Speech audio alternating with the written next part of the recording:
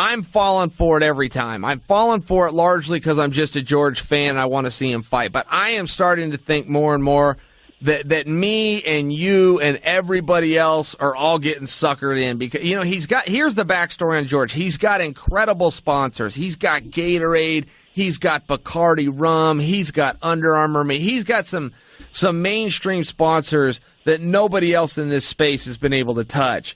And that's got to dry up at some point, right? When your name quits getting out there, when you're not making that walk and getting in there and having all these promotional tours behind it, all of a sudden you lose value to those guys. So George would be incentivized to keep his name out there, keep you and I and everybody else talking to him. I saw him on UFC Tonight the other day.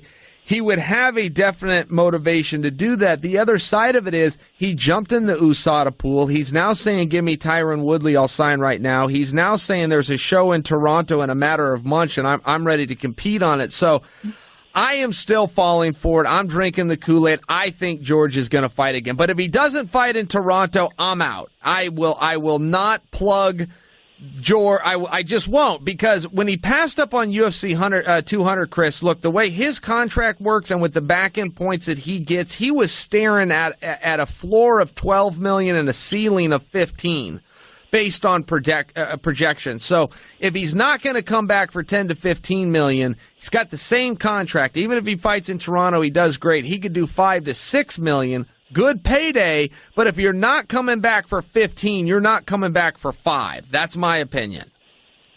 Yeah, I agree with you. I think it'd be interesting. I'd like to see him come back. I think that shakes up that division again, but we'll see. I don't know. He's playing the headlines for sure. So yeah. I'm with you. I'm still interested, but you bring up a good point. If he doesn't come back for Toronto, I don't know where else the time would be to step in. Yeah, no, I don't see so either. And when you bring up shaking things up, him versus Tyron, yeah, sure, I'm in.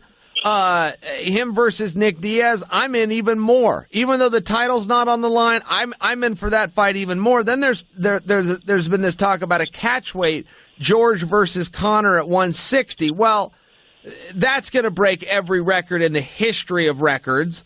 And then George himself is saying, look, I was never really a 70-pounder. I weighed about 79, 80. I could go 155. I don't think there's a total motivation for him to do it. But as far as parity goes, now you're talking about him versus Eddie Alvarez. Just go through the list. There are so many things you could do with George. Yeah, I agree. He's still young. He's still got the name value, everything. And I think people would be excited to see him come back because it's been some years since he's been gone. And like we said, shaken up. Like the UFC's completely changed as far as, the fighters that were around when he was in that are gone. So it brings back those super fights where the stars now, you want to see him fight one of the older stars. And he's not old.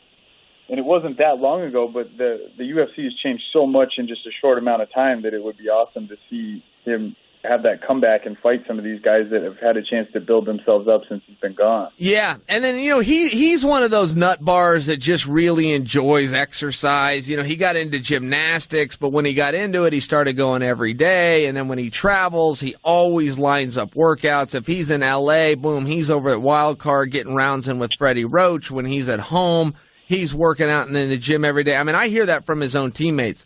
You always hear John Jones saying, I'm in the gym and I'm working hard. Then I talk to one of his teammates. They're like, man, I haven't seen John since I don't know when.